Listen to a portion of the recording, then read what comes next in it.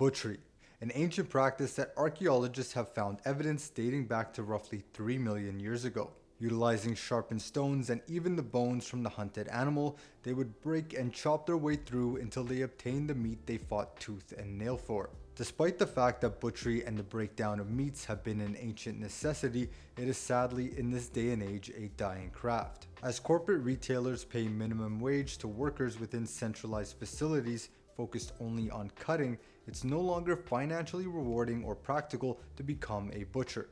However, luckily for you, an eager chef in the making, knowing how to break down different types of proteins is a must. A cook within a professional kitchen who knows how to butcher and break down proteins is always going to be well respected and well received.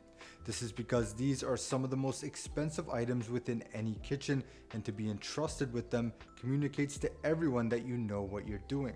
A side note, whenever I use the phrase break down proteins, it basically means the process of getting poultry, meat, and seafood ready for cooking. This could mean cleaning muscles prior to steaming or butchering an entire rabbit into its separate parts before searing for a stew. Knowing how to break down proteins will also help you save money. For example, a whole chicken. Your ability to utilize the entire bird will allow you to make a stock with the bones and yield various cuts of meat such as the wings, breast, thighs, and drums. Using the bones to make a rich stock can be used to make sauces, braises, grain dishes, and much more. Now, speaking of whole birds, chickens are usually the first proteins that a beginner cook learns how to butcher.